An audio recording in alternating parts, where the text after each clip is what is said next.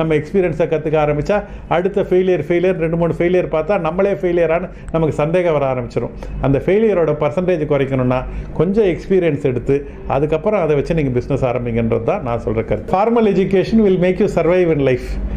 Continuous education will make you fortune. If you want to earn more learn more. இந்த ஒரு லைனாக எடுத்திங்கன்னா உங்கள் லைஃப் முடிஞ்சிடும்.